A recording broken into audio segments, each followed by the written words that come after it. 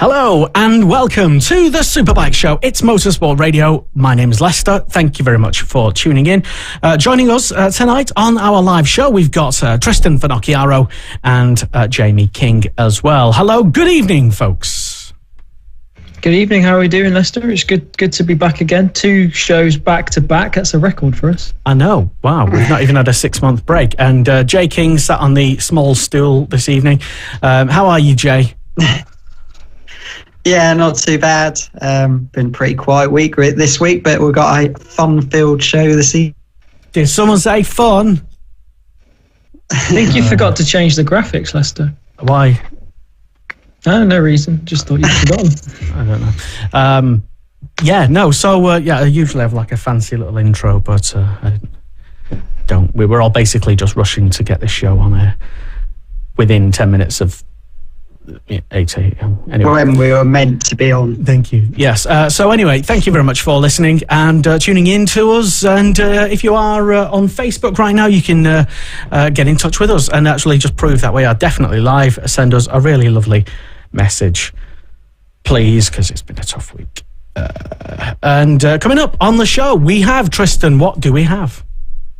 Well, we're going to have all the news from Moto GP and a lot of discussions, predictions. We're going to be seeing how wrong our predictions were with the Moto GP predictions that we did last week. We're also going to be talking BSB a little bit later on. We'll be talking Morello Racing with Steve Buckenham, and we'll also be talking to Max Cook, who's now riding for FS3 Kawasaki with Jay King. With Jay King? What, you're riding? Riding for Jay King? I'm a helper. Jay King on the spanners helping him this weekend. This season till he gets fired anyway. You won't get fired, don't worry, Jay. Who'd fire you? Max Cook on the show, and if you've got any questions for those guys, then get them in. Also, we're just going to have a bit of a natter, a bit of a chat. We're going to keep it relatively upbeat, given the news from the weekend. But bearing that in mind, we do have some bits of news, Tristan, to begin with. What else has been going on in the world? Latest in the GP paddock, Remy Gardner has officially signed with the Tech 3 KTM MotoGP team for the 2022 season. The Italian Grand Prix Moto2 race winner will make his debut in MotoGP as he completes the final step on the KTM GP Academy career ladder.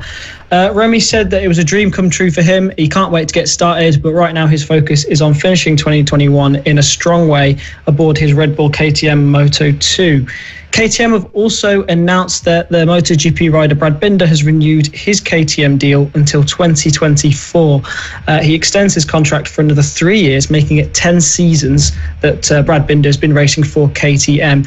Binder has been a prime example of the KTM GP Academy program, bagging KTM's first ever MotoGP victory in 2020 and focuses on having continued success with the manufacturers with seasons to come. South African said it's an honour to have such belief and support from the company. Also in the GP paddock, Pramac Racing have also extended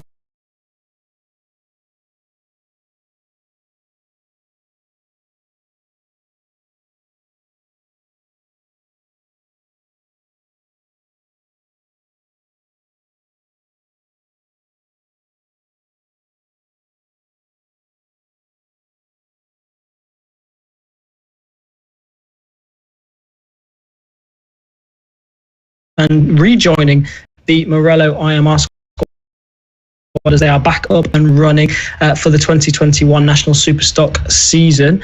He will be, as he was without a ride earlier in the season, then signed for Platform Hire, then left them, underwent testing with Platform Hire, then recently announced his parting of ways with them. He's now signed with Morello IMR, powered by CPD. The team will be run by Steve Buckingham and Ian Moffat, but we'll go into that a little bit more later because we're going to have him on the show. Yeah. Lots of questions. I'm sure not just from you guys as well, but from us, and just asking what's been going on. Because if you haven't been paying too much attention with what's been happening with Morello, quite a successful team in the past, but they've 3 teams have basically come together, and we'll find out exactly what went on at the end of last year. Apparently, according to, like, I don't know, the internet, Morello was supposed to have been bought out or sold or something, and then he's left BSB and now he's back. So, questions to ask him. I'm sure he can put us straight exactly what is going on and what the situation is. And maybe, tell us more about whether they're going to have a second rider. Because, Keith Farmer there, challenger for this year. So get your questions into to those. Tristan, what have you been up to lately? Have you been testing much? Been anywhere? No, not since I hit my head. I haven't been testing at all. Well, we'll all be back out next Tuesday at Donington Park. I'm sure Jay and Max will be there as well. So looking forward to that. Apart from that, just been sat watching racing and getting my predictions wrong. Yeah, we will get on to your Moto GP predictions, which I cleverly didn't actually get involved. Probably done the best out of both me and Tristan, to be honest. Well, to be honest, I don't think anybody could have done any worse. I think we cursed people because everyone, I don't know about you, Jay, everyone I predicted crashed. I did well in the Moto 2, because even though I did predict Sam to come third, he crashed out at the. I'd say I think he would crash anyway. So it was only the Moto 2 that went well for me. But to be fair, the Moto 3 race, I correct order with about 3 laps to go, but round Mugello in Moto 3, it might as well be the first lap with 3 laps to go, because the positions just go out of the way, even within 2 corners, let alone 3 laps to go. Interesting. And we will get on to maybe some more predictions. Even if you feel like bragging because you actually won some money at the weekend. Did you put any money on? How well did you do? Are you going to put any money on BSB this year? Who's your money on? Why? And what do you know that we don't? Get in touch, let me know. DM me. This is the Superbike Show. It's Motorsport Radio. Thank you very much for tuning in. Hello to Nat Jarvis as well. One-time contributor to the show. He is enjoying the name captions that we had at the start of the show. A big hello to everybody else who's also in the BSB fans Facebook and emotional support group sometimes. On Facebook, I'm just literally posting there at the moment, live tweeting and posting going on here. Get in touch, have your say. If you disagree with anything that Jay says, or especially Tristan says, then you're more than welcome to disagree, as long as we keep it civil, basically. It's just like having a bit of a debate in a pub without the punching and the bludgeoning. Maybe we'll have that later. But for now, I haven't actually been back to a pub since they've reopened yet. To be honest with you, I was expecting news the day they opened, but I haven't actually been back in. I found that hard to believe, Jay. No, I can't believe it either. To be honest with you, I was expecting to be in Weber's. The door opens. Are you only saying I went to go in Saturday, but the queue was so long outside, I just didn't bother. To be honest with you. Are you only saying that because someone is in earshot? No, the missus normally comes into the Wetherspoons with me. I'm the one who has to land up buying. Oh, well, there you go. Fair enough.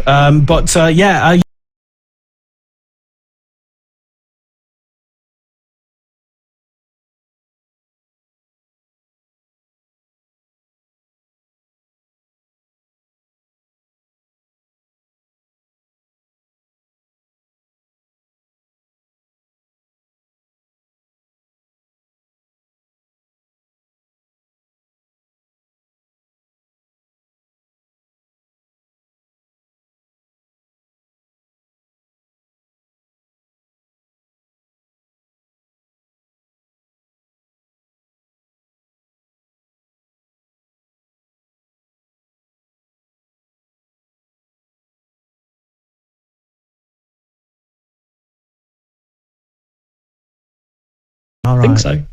So. I mean, I'm on here again, so probably not. That's true. I mean, he did send me some weird messages shortly after his thing saying, "Oh, we should restart the show. This show's great again." Well, let's dive into the show. Yeah, I was going to say I don't remember saying that. Show's great. Let's do it. Let's with start. Me in the paddock saying you couldn't wait to get started again. Yeah, but that I must have hit my head. That might have been before the crash. Maybe. Anyway, yeah, thank you very much to people already tuned in and giving your comments to the show. It's the Superbike Show with Steve Buckingham and Max Cook coming up, and it's not live from Castle Combe. That was a thing that I was doing on Monday, and I forgot to change the title of it, so ignore that. So yeah, Tristan and myself. Right, so talking about Moto GP and let's get to the predictions then, because we did drop a few. Well, Tristan and Jay did drop a few clangers last week on the show. Just run through us then, Tristan. What and who did you predict, and what did you get spectacularly wrong? Well, both me and Jay for the GP, we both predicted Bagnaia to win, and that went out the door quite quickly because he crashed very early on. So we both got that one wrong. We both predicted Ducati 1, 2, 3, and we both got that wrong because there wasn't one Ducati inside the top 3. So I totally forgot that. I wasn't happy with my decision when I think it was Friday they were talking to Jack Miller because he just signed a new contract with Ducati, I believe. And he was going on about how he doesn't like Mugello and he's never done very well there. So he didn't have a great race. He didn't have a but he was nowhere near getting a podium. So, he was sixth. That was that. Yeah, so that was a bit out the window. Zarco started well, but he dropped back late race, didn't he? He dropped back. Yeah. So, and obviously Bagnaia binned it on about the third or fourth lap. Yeah, very early on. It would have been interesting to see if he could have lived with Quartararo, but I think it would have been tough. I think it would have been a lot closer race, but I think Quartararo still would have won even if he had. I mean, if he stayed on, we would have had at least one correct name somewhere in the top 3, because we both said Bagnaia to win. We both said Zarco and Miller on the podium. We just both said them in different orders. Moto 2, though, you did all right with Moto 2. Oh, I did all right. First 2 right, I believe. You got the first 2 right. Gardner first, Fernandez second, which was correct. I said Bezzecchi first and Lowe's second, which was very wrong because Lowe's crashed out. You said Lowe's would be third, but you also said Lowe's would crash. So you got it wrong, but you got it right. I mean, Lowe's crashed out. Bezzecchi was third. Should we? Yeah.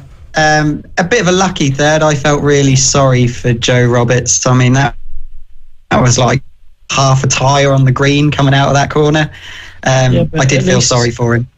At least there's one of the right names in my predictions. I predicted him to win to get third, but I put Gardner third. So if I just swap them round, it would have been all right. Yeah, maybe next time put some money. Gardner rode really well because it didn't look like Gardner was going to win halfway through the race, but he really dug deep, caught Fernandez and made it look quite simple in the end. Really. How did you do on Moto 3 then? Oh, I did horrendous. 3 laps to go. I thought I was going to get the clean sweep, but that went out the window in the end. So you said Acosta, Binder, Fenati. Acosta was 8th. Acosta and Fenati. I think Fenati came about 6th, didn't he? Yeah, Acosta was 8th. So you got that very wrong. I said Suzuki would win it. Suzuki was 10th. And I think Binder dropped quite far back towards the end as well. Yeah. So, yeah, pretty from Moto 2, not great really. So we got that one very wrong. So shall we try again for this weekend? Yeah, let's go for it. I tell you what, before, this time we put money on it. Before you do that, let's do the predictions later in the show. Sweet. And if you're tuned in, listening or watching live, get your predictions in and let's have a little head-to-head between you versus the experts. And you can give some prize money to whoever's the most accurate. No. Okay. Yeah. No prize money. A free Motorsport Media polo. You'll win my gratitude. Yeah. No, you won't. Nothing. You won't win anything. Just, it's just a bit of fun. Shut up. Anyway, we've had a message flood in off the internet, by the way, guys. This is hello, Neil Buckingham as well. Good evening, guys. Or good evening, Neil. Chris Howells has been on, Jay. Chris Howells asks, what will the outcome of a potential pardon for Iannone do for Aprilia? Will they go back with Iannone or keep Dovi as a test, or what might happen there? Tristan?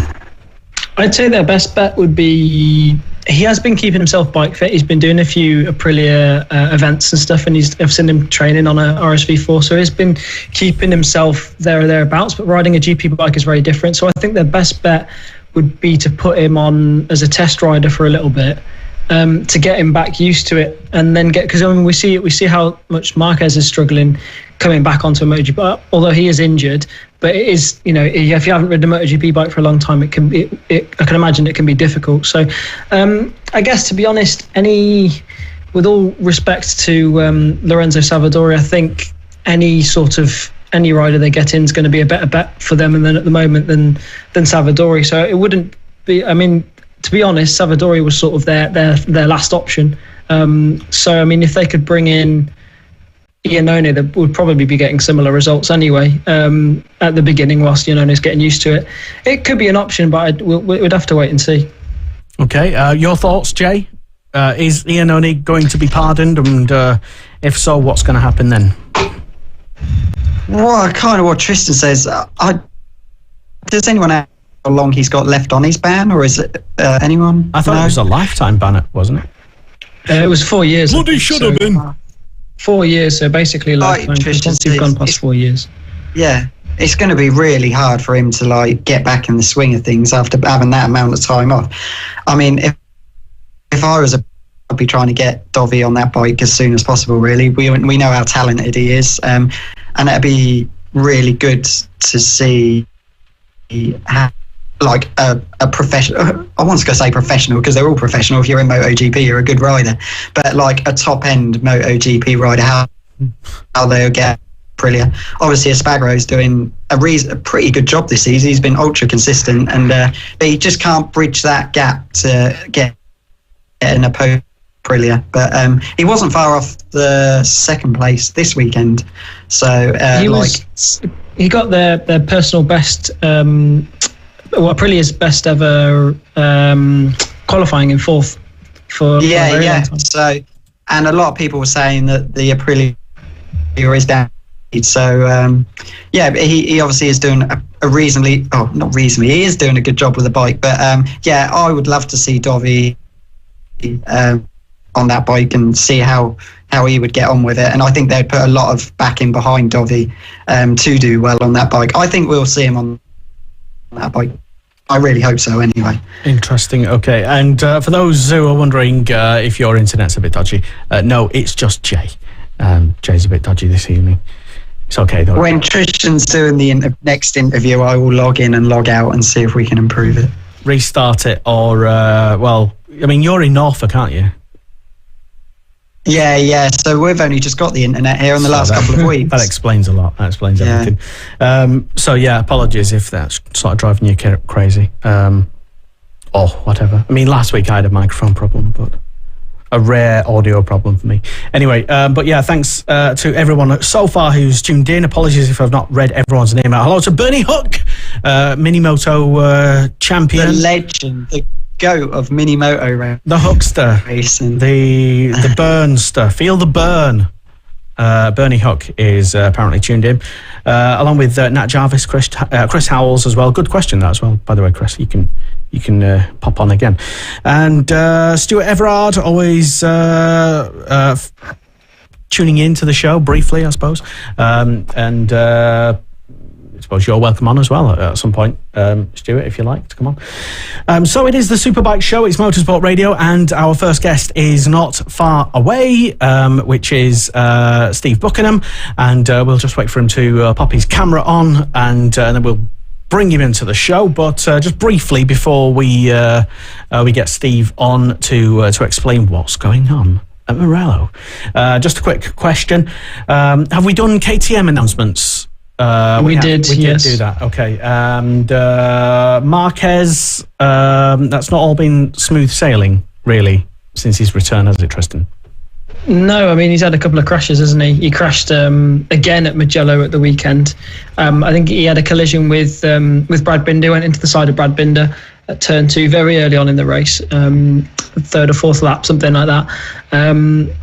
And yeah, I mean, it's not quite the way he wants to be going. He's constantly crashing, especially on that shoulder. I mean, he said it himself. He said that it's the worst thing that could have happened for him in the race, because of course he needs laps and he needs to get miles on the bike and be getting back used to things and be getting those laps in. I mean, he said it was a racing incident, so. But at the end of the day, he did put the fault on himself at the same time, and said that essentially he needs to stop crashing, which I mean is true, really. Any thoughts on that, Jay, as well, regarding the troubled comeback of a great champion? I think a lot of people put a bit too much pressure on him. I think a lot of people were expecting him to come back straight away and be winning. With the Iannone situation, it was never going to be easy, because when you've been off a bike for that long, and he's had an injury as well, it's never going to be. I wouldn't. Hopefully, by maybe 3/4 later end of the season, he'll be back winning races again. But see how it goes. At the moment, clearly he's struggling. But a little bit of good stuff for him. He did play a good trick on Viñales in qualifying. That was incredible. By sneaking up behind him and getting a really good tow. So it just shows he can do it. It's taken a bit longer, I think, than ever. Yeah, well, let us know what your thoughts are as well if you're tuned in, listening live on the show, and you can get in touch with us and basically have your say, because it is live, and there's still, despite everybody streaming live, there still really is not many other shows like this live, where we just talk about the news, really, and bring some cool people on and have a chat with them. It is the Superbike Show, established 2016, and it's Motorsport Radio. Thank you very much for being with us, guys. Don't forget to like and share, subscribe, share, and tell people that we're on mostly every Wednesday. Isn't that right, Tristan? Mostly every Wednesday, and we will keep it that way. For at least one more week. For at least another week. Yeah. But, COVID dependent and stuff. Shh, don't mention that.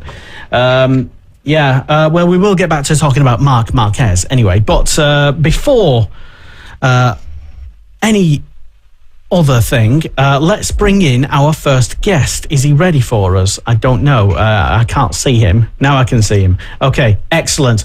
And are you able to turn your phone sideways as well, Steve? Let's bring him in. It's Steve Buckenham. Hello, Steve. Oh, are you muted?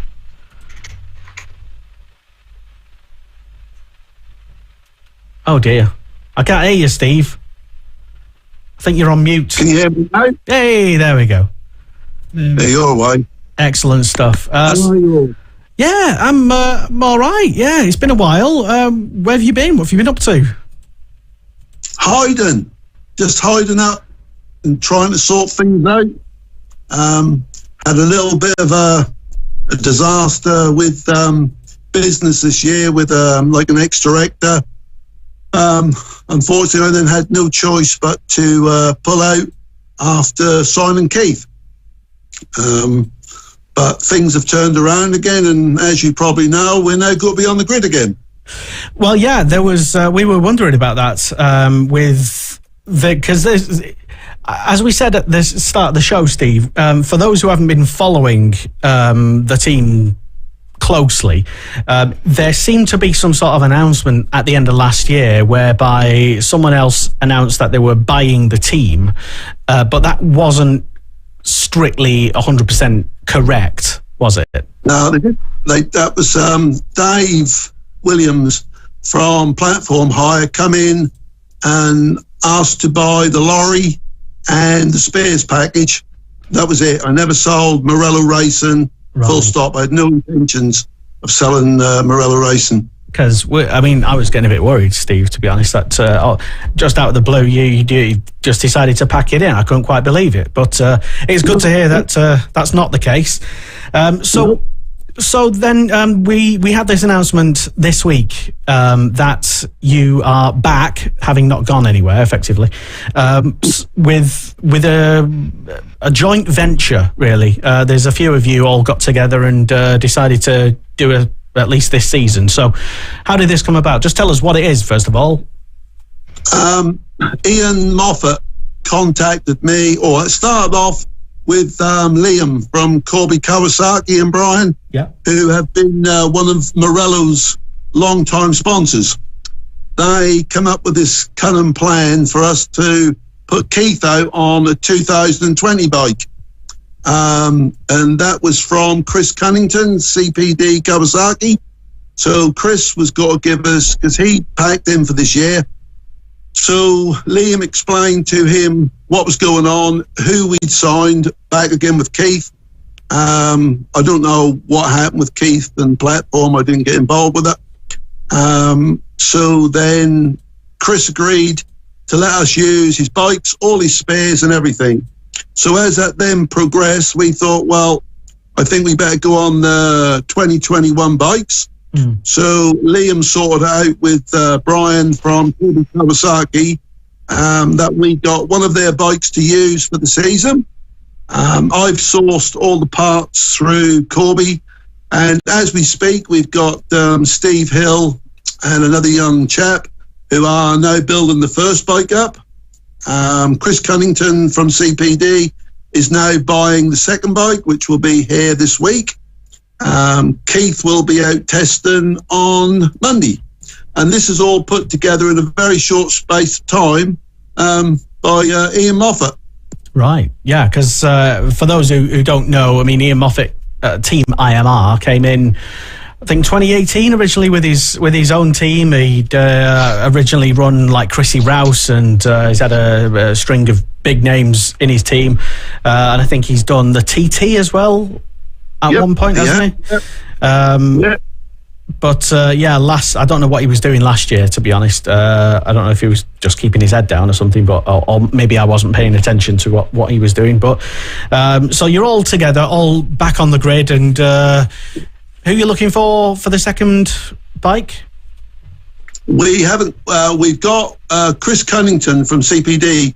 He's buying a second bike, but at the moment we've got no intentions of running a second bike. The idea of it is purely to give Keith everything that he wants to challenge for the championship. Right. Well, because that's our only aim of coming back, is to win that third championship again, and then maybe next year we may progress on to Superbikes. Well, that's a good ambition, but not overstretch yourself. But yeah, Keith Farmer, super talent, obviously. Everybody knows Keith, and it sounds pretty interesting. And yeah, thank you for clearing all that up as to the announcement and stuff, because I was certainly, for one, a bit confused, Steve. But Tristan, any questions? Actually, when you initially, towards the back end of last year, when you initially announced that Morello was withdrawing from racing, did you think that was curtains, that was it for Morello, or did you know that you'd be back at some point? Right, I'll tell you exactly what happened. I won't name him, but I had an ex-director who was working for me. Basically, he signed something that he shouldn't have done. And at the moment, we're in the process of trying to recover $240,000 from a company that owed us money. I then found out he was stealing from me, and this was a fair bit of money, so I had no choice there and then. That was either a case of saving Morello Racing and hopefully come back, or save the business. So I had no choice but to pull the plug, unfortunately, and save the business, which I've done. We're still trying to get our money, but with all the help from Chris and Liam and Brian at Corby and Ian, we've pulled everything together in a very, very short space of time. I think once we get a couple of tests and get the bike set up, I think we will, without a shadow of a doubt, we will be competitive. We always have been competitive. We had, as you know, we had Danny Kent on the bike last year. It took us a little while to get him going, but once we got him the settings he wanted, we proved that the 2020 bike was as competitive, of anything that was out there. So, yeah. Did I expect to come back? Truthfully, no, I didn't. That is the truth. Finding funding can be difficult enough, especially in these times, let alone without having something like that happen. Yeah, that is. I think of all the years that I've been racing, I think the most we've ever had off one sponsor is 20,000 in one season. Normally, in 2015, going back then when I was stupid enough to run 2 Superbikes and 3 stock bikes, that cost me 350,000. On an average, if you're going to run a stock bike properly, from buying it and doing the tests, we done 11 tests last year with Danny, that costs you a minimum of 100,000 a rider if you got to do it properly. Yeah, for sure. I mean, it's big money. And what's the difference? Because obviously you said you're planning to go up into Superbikes as well. What's the difference in the step in funding to move up to there as well? You would need a minimum, in my opinion, again, if you've got to have a quality rider on the bike, I believe, to do it properly, you need at least £250,000. Blimey. To run it, yeah, to build it properly. When you think someone like Paul Bird, his engineer, a weekend, his Motec person, from Thursday to Sunday, you're looking at about £8,000 or €8,000. So that don't take long to add up.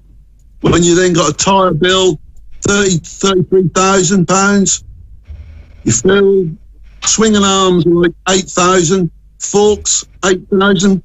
It just adds up and adds up. Jesus. No, absolutely. And for those at home that don't know, where does that money come from? Is that come from sponsors? Yeah, that's sponsors. Yeah. Originally, that was all from Morello. When I ran like Fraser and Danny, I had Dave Williams. He put in a certain amount to help Danny get his career off the road again, get going again, which for us Danny did do. But most of it come from Morello. But as I say, because of what happened last year, and it's still ongoing, I couldn't fund it how I wanted to fund it, because if you haven't got the money, all you're doing is looking to penny pinch. And if you're worried about a bike going down the road, there's no point of being in the paddock. You're wasting time because you never got a challenge for a championship. No, absolutely. But when you guys got when you realised that you'd be going racing again, was Keith the first person you had in mind, or were you looking elsewhere? No, Keith. When we found out that Keith, things for whatever reason, things weren't going right for Keith, and I do know why, but I won't, go into it on here because it's not fair to Dave or the people who run the team. Keith didn't seem happy. Ian got involved, and that all sort of went from there. Everything just took off very, very, very quickly. All the clothing is done, all the branding, the bikes are all being built this week. Testing starts Monday, and away we go. So, I mean, did you ever think that starting up the team so late into the season, or late into the pre-season, did you ever think it'd be difficult to find a rider? No. In all honesty, we knew Keith. Got to be careful what I say here, but we had an idea that Keith was going to become available. Not just because that was Morello, because I'd originally signed Keith, but Ian done all the work this time. Ian Moffat done it. He sorted it all out with Keith. And in all fairness, Ian has probably sorted out 80% of it. And then you've got Liam and from Corby with Brian, the owner, who sorted everything else out for us. So that was such an opportunity not to turn down. And we've got K-Tech on board as well. We've got an electronics man from World Superbikes who's working with us. He used to be Alex Lowe's crew chief. So we're hoping that we can turn the bike round. We're not saying we've got to turn it around overnight, but by past experience, I think we'll be there or thereabout. And obviously going with Kawasaki again this year. Throughout the years, you stayed fairly loyal to Kawasaki, I think it's fair to say. Yep, 100%. There's as everybody will tell you, there's an art of setting the Kawasaki's up. And when I used to have our other crew chief, Chris Sale, with us, me and Chris used to work together with the rest of the team. And we always found a setting that always worked with the Kawasaki. And Kawasaki were always good to us. We rate the bikes. Last round, we always knew the Kawasaki was competitive, but that works in a very, very small window. And if you get it in the window, what that works in, that is as good as any other bike was out there. So it's all about the team behind it. So obviously, you guys, you're going to be your season goals. I'm assuming you're looking to win the championship then. We're out there to win it. We're not there to come second, but you can never say what has got to happen to the season because there is so many talented riders out there this year. That's like being on a Superbike grid in Superstock 1000. What will it be like considering, will it be difficult considering you're only just getting back into it? All the other teams they've already done a good bit of testing. Most teams have only done 3 tests. Mm-hmm. That's all they've done. Mm-hmm. They haven't done no more. That you've got somewhat been doing different testings, but I like to think that we know the Kawasaki's. I think the biggest thing for us will be getting the electronics sorted out with our new guy. That is the idea of the team going to Cadwell on Monday. They'll be there all day, and then we'll fit in as many tests as we can, but also keep us up to speed for Oulton Park Round 1. Obviously, as long as you're scoring points from Round 1, that is a long season, very long season. So you don't have to be on the podium from Round 1, as we all know. Lots of things can happen and change throughout the season.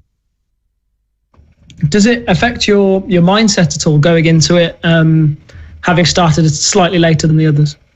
Not at all. We've been on the back with foot before. When you think, when we had Chrissy race riding for us, yep, for the first six races, we didn't score a point because we'd ordered a brand new bike off Kawasaki and 2 spare engines. We never got the spare engines. After 700 miles, the engine went pop, so we were running on an old engine. But we still came back and still ended up 4th in the championship. And that's without scoring a point for the first 6 races. But you'll have a brand new bike this year. Yep. Will there be much to get used to? Is there much difference between the 2021 Kawasaki and the 2020? Pivot point, slightly offset yokes, what are in it. That's about it. Different electronics on it, makes power in a different way, but that's why it goes on a dyno for, to be all set up, and then it gets tweaked at the track. They're running a slightly, I believe, I'm not 100% sure, but I think they're running a slightly taller tyre on the back of the bike, and they reckon they're slightly harder as well, but that ain't no big issue. No, absolutely. There's always things to adapt to going into every season. How did last season go for you? Obviously, it was a weird one. Yeah, that was a very strange one for us because we had Danny on board who'd never rid, although we'd done like 11 pre-season tests. When you're testing, you're never ever pushing on to the extent what you do in a race. Mm-hmm. And I'll always remember the first thing Danny said to us when he done his first race, and he had 17 litres in the tank, and he had no idea what was going on because he'd never rid that bike before with 17 litres in it. But again, I do believe after Danny got used to the bike, I think if there'd have been another 10 rounds to go how there normally is, or 10 races, I do honestly believe Danny would have challenged without a shadow of a doubt for the stock championship. And then I felt sorry for Fraser because Fraser was like he was always a number 2 rider, but he wasn't. That was just how things worked out at the time, because we only officially had one crew chief looking after two bikes, which sometimes there's always someone who loses out, which is not fair. And that's the reason we are only running one bike this year, because that's one crew chief. And although you've got your mechanics and electronics guy, we've got enough to cover Keith with, no worries. Danny's moving up to the Superbike class this year with the Bill Bay Suzuki team. How do you think he'll get on? How do I think he'll do? I think Danny will go to certain circuits where Danny will do very well. It wouldn't surprise me when he goes back to Silverstone if you see him on the podium. Then other circuits that Danny, or one circuit that Danny is not a great lover of, which is Cadwell. I'm not sure if he's been to Knockhill yet, because we didn't go to Knockhill last year. Although that is a very short circuit, that is a very technical circuit, and that's so easy to get wrong. I think Daniel hold his own, but like anything else, I think Daniel needs this season to get used to everything, and hopefully next year he'll come back and he'll challenge, as everybody knows how good he is, And one thing I will say, this big picture that everybody paints of Danny, and I ain't sticking up to Danny, but this picture what everybody paints of him, saying how bad he is and how hard he is to get on with, he ain't nothing like that at all. When he was with us, that boy done every single thing we asked of him, and we honestly couldn't fault him, and we couldn't. No, that's brilliant to hear, and obviously, world champion for a reason as well. 100%. That boy, without a shadow of a doubt, has got bags and bags of talent. He really have. And his throttle control, what Chris used to look at, just unbelievable. Really unbelievable on the bike. We were, as obviously I weren't happy, but how it worked out in the end, I weren't racing this year to start with any race, so that was good for Danny. But we were disappointed that Danny went to Suzuki, but he has to move on. And as I say, I do believe if that had been, and Danny said it himself, that if that had now been starting again with what we found for Danny 100% would have challenged for the championship. Was there much that he had to sort of change in his style, coming from obviously a long career on GP machinery? He was used to Dunlop tyres to start with. So the bike had to be adapted, because he was on Pirellis, the bike had to be adapted to make it feel as though he was on a harder version. So, and everything was rigid for him as well. He liked the bike, what was very rigid. So, with the crew chief, he adapted to all that. And unfortunately, we found out what Danny wanted, like 2 rounds from the end, which is sometimes the way things go. Yeah, but, you live and learn at the end of the day. You can't win a championship every year, can you?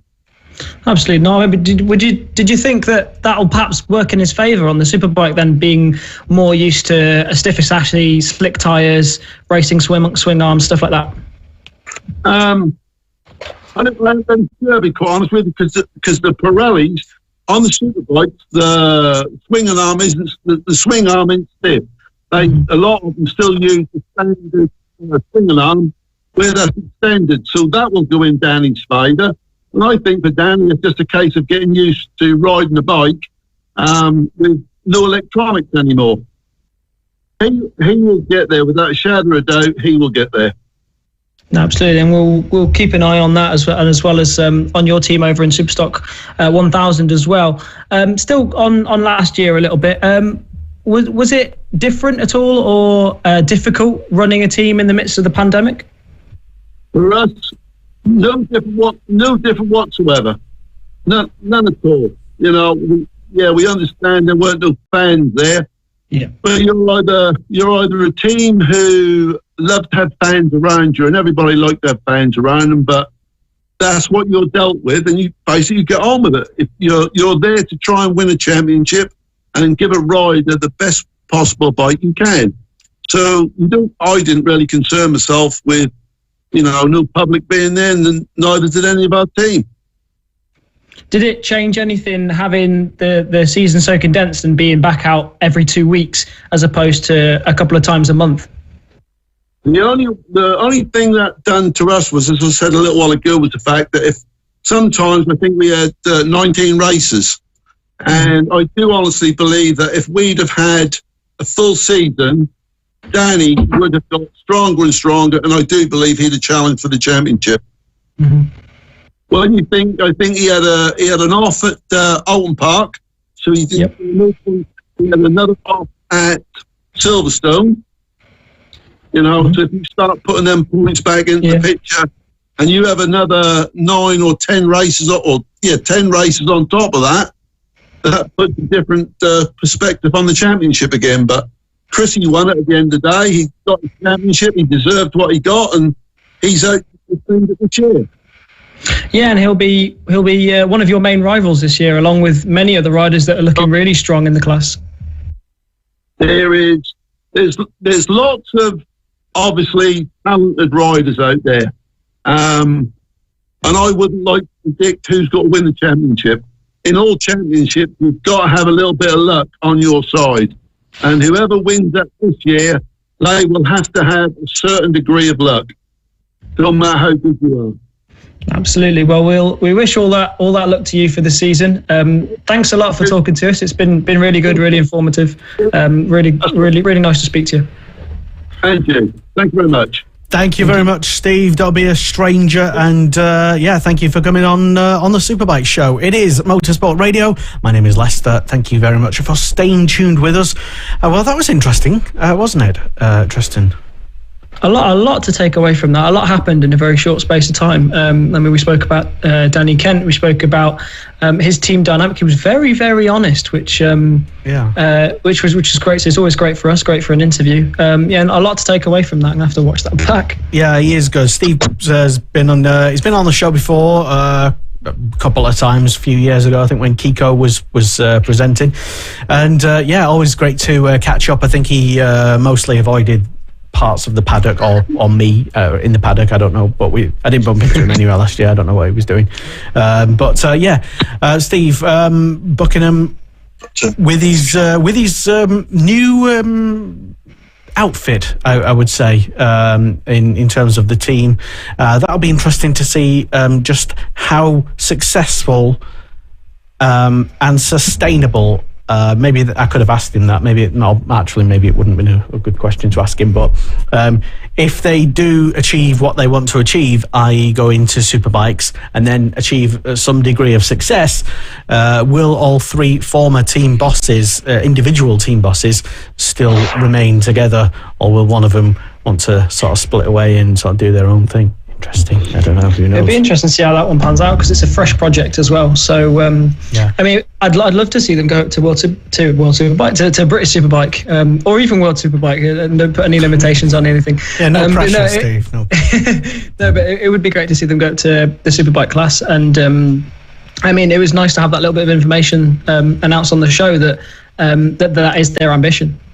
Yeah, and your takeaways from that, Jay? Sorry, you didn't get a question in, did you? It doesn't matter. They pretty much answered it in that last bit of just how competitive the Stock 1000 class is going to be this year. And it is really good to hear how confident they are going into the season, even though they are yet to do any testing. I think Keith Farmer's a really talented rider, and he is my prediction to win the championship, even though they have started extremely late. But I think Keith Farmer's a really good rider, and it'd be good to see if they do have a really good season, they stick together, and Keith Farmer's back in BSB next season, because he's been in BSB a few times before, but I think he's been a bit unlucky with injuries. Hopefully it all goes well for him.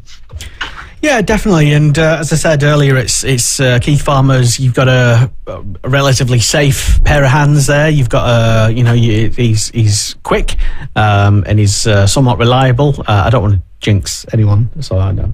But you know what you're getting when you hire Keith Farmer. We're not making any predictions anymore. No. We're definitely not making any predictions on anyone comes on the show, because we'll just jinx them all and they won't come back. Although, actually, talking about jinxing people, we did a live, Motorsport Media did a live stream from Castle Combe at the weekend, and we trialled this new onboard camera car system, and we thought, oh great, this is fantastic, we're going to have live onboard. So we stick it on the car, I forgot the guy's name who stuck it on board, and this is going to be fantastic. It's going to be like watching touring cars, and crashed on that one. Well, at least you got footage of the crash from on board. Yeah.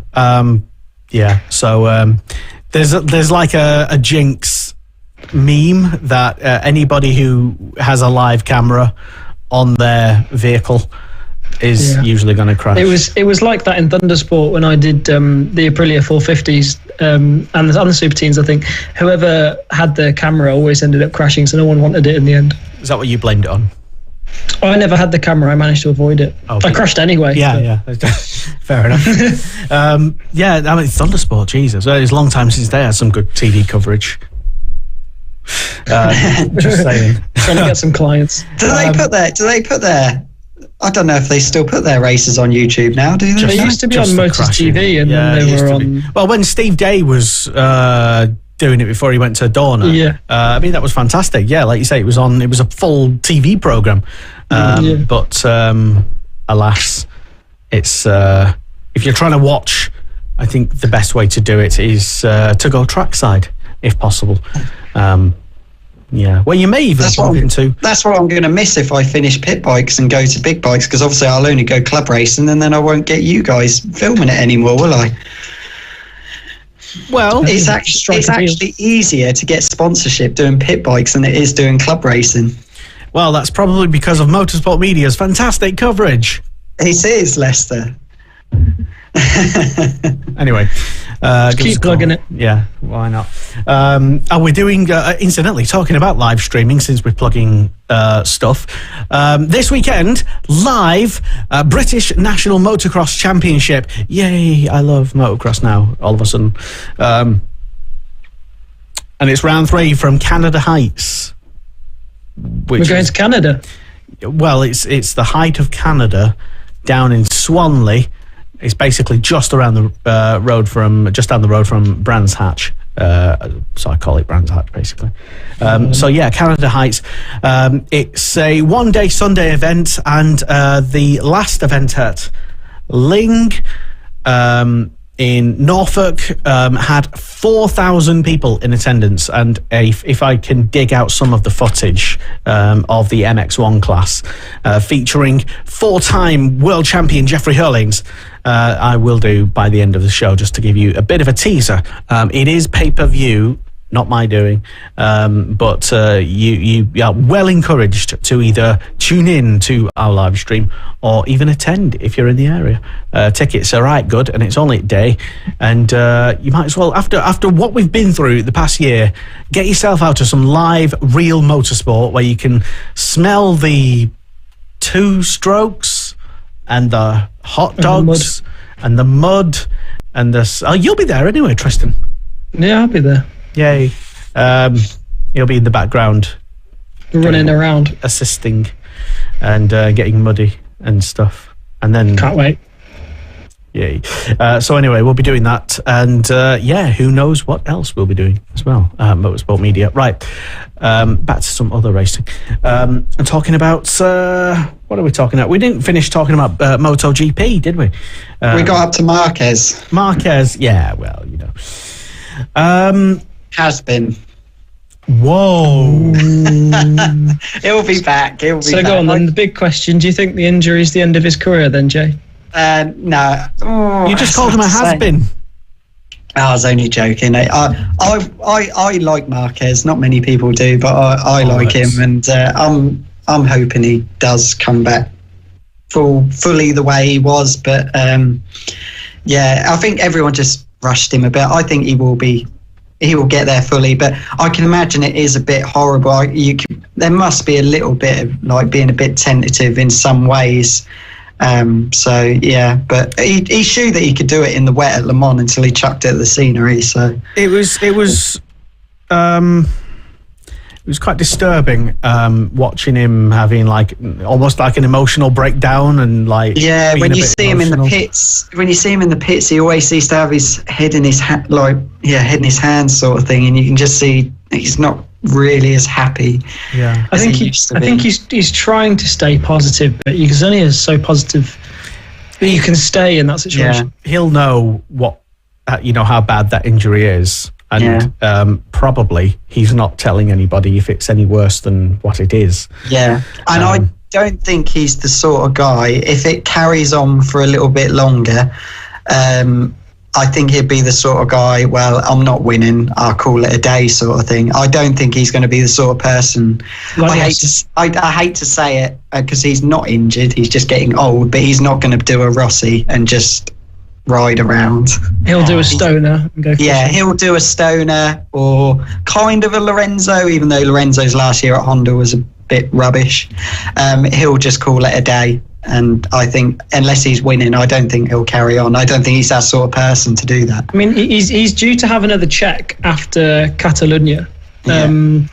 And that will determine a few things, and then everyone will he'll have a clearer idea anyway, and I'm sure the latest news will come out and we'll all have a clearer idea of where his injury's going, what the sort of future of it is. He hopes that around that point he's going to be stopping with the antibiotics.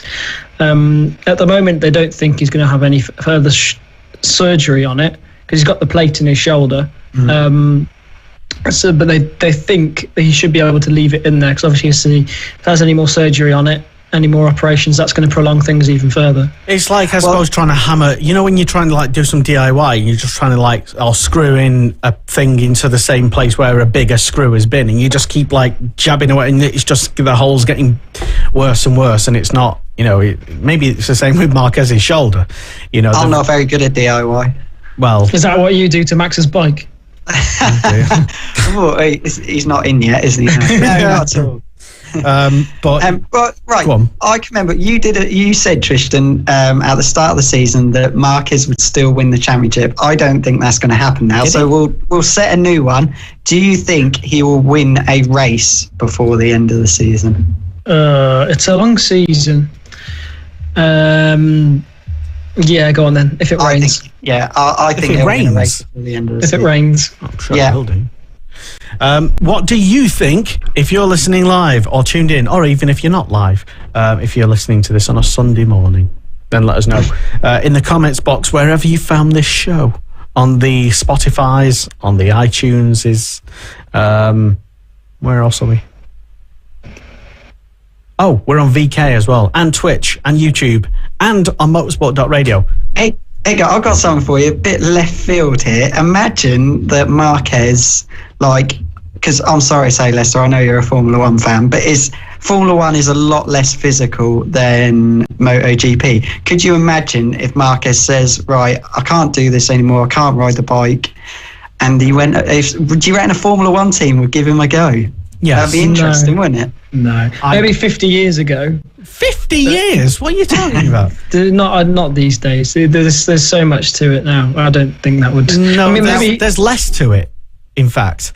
I mean, Formula One is easier. I mean, look, anybody who watches, and a lot of people do watch Formula One, including Moto GP fans as well. But, yeah, I mean, who's Marquez's biggest sponsors? Let's say, he could. Red Bull. Let's say he has to step down from racing in Moto GP, or he can no longer compete. He might still retain his links with Honda, and Honda obviously have links with Formula One. I forgot which team. Red Bull, and you got to think Red Bull is one of Marquez's. Yes. Big sponsor. So exactly. it would be really good. I'd love to see it personally. At least in an exhibition. A private test maybe, but why not? He has had a go in Formula One cars before, hasn't he? I think he wouldn't qualify. He wouldn't be quick enough to qualify. Don't you think? Why wouldn't? He wouldn't be in the 110% or whatever it is. Why not? I think he could. And maybe if you start him out in a car and maybe start him in Formula 3 and then get him to practice. Look at you with all the knowing things. Look at Formula 3, eh? Yeah, well, it's like asking Ronaldo to go and play tennis. Well, as long as you don't let's put it this way. I can't see a Formula 1 driver ever getting onto a Moto GP bike and being competitive. Yeah. But I think it's more likely to go the other way. Yeah, I think it's easier the other way around. I mean, Valentino Rossi is already a racing driver, and he is already a successful racing driver. He did win. Not in Formula 1. Well, obviously. But he still won endurance races in a GT car, in a proper race, which are really well of him to do so. So maybe you should go and do that now then. Aren't a lot of the people like near the back of Formula 1 just rich kids who have just paid for it?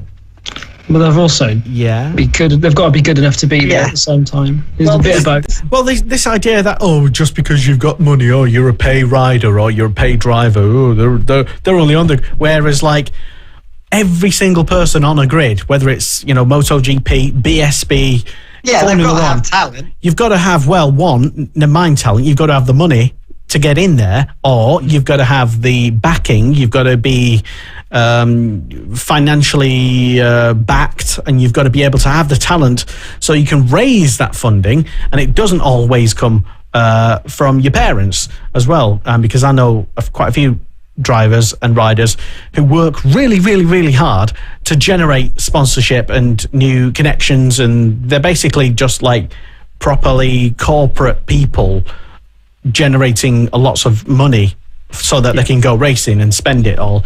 And I mean, what they end up with at the end of it, I don't really know, but they seem to enjoy it. Just because you bought your way. It's still a topic that a regular topic that we can talk about. But I just think if you give Marquez, I don't know, a season of practicing in a Formula 1 car, next season. If he started out in Formula 3, he would do well in that, and then Marquez might want to still continue in Formula 2 and make his way up. I don't think Marquez would want to start out in Formula 1. No, it's a bit of a task. Yeah. I'm guessing Formula 3 is like, I'm really like looking stupid here, but I'm guessing Formula 3 is like Moto 3 equivalent, and then Moto 2, and then you go Moto GP is Formula 1, obviously. I don't know. Yeah, that's how numbers work. Literally is that 3, 2, 1. So that's an interesting tangent, I suppose. Would Marc Marquez consider a career... Finish early to go to Formula 1? Or be on the ladder to Formula 1, and if so, would he make it to Formula 1? Is he good enough to even be a race driver? Tristan has already said no because he thinks he's rubbish, but me and Jay think actually he'd be pretty good. And if anyone could have done it, I think Valentino Rossi in the past 15 years was probably the closest, because he had numerous tests with Ferrari. But anyway, sidetrack. They said he was crap. They did not say that at all. They did. They said he was braking way too early. Well, if excuse me, but if you get into a Ferrari Formula 1 car for the first time ever, exactly. So there you go. That doesn't mean that you're crap. But anyway, right, so moving on, or shall we move on? Just a question, actually. Just staying with Marquez for a little moment on a bike. Mindset, we always talk about it. Having had this is the biggest career setback for him to date.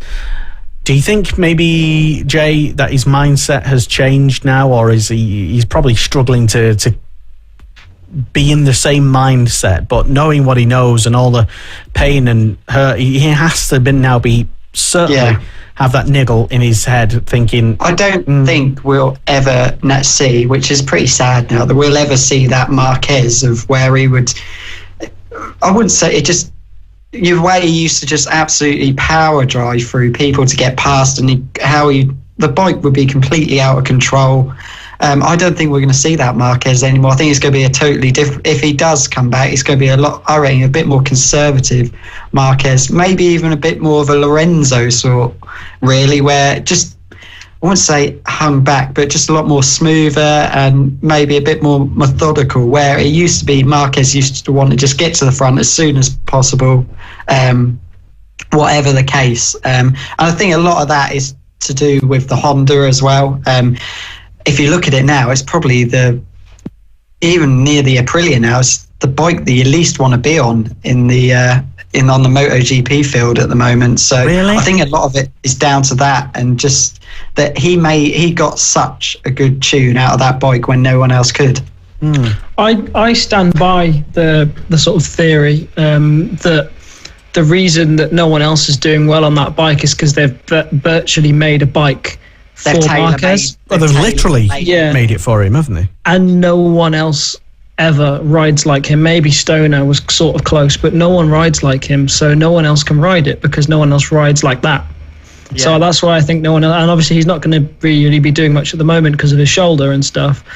So it's hard to know where the Honda is. I see what you're saying, for sure. And that's why they put Paul Espargaro on it, because he's got that sort of aggressive style. He's always sideways and stuff like that. So that's why they put him on that. But even he can't do what Marquez could do on it. No. Marquez is an insane talent, but I just don't think we'll quite... I hope we do, but I don't think we'll quite ever get back the Marquez we had before injury.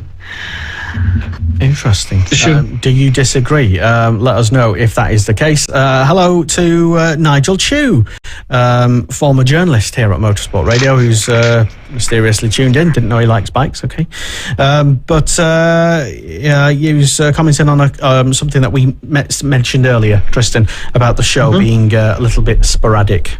Now and again. He was saying, in case the show is in months, congratulations on 5 years of Motorsport Media and Motorsport Radio. Oh, thank you. Oh.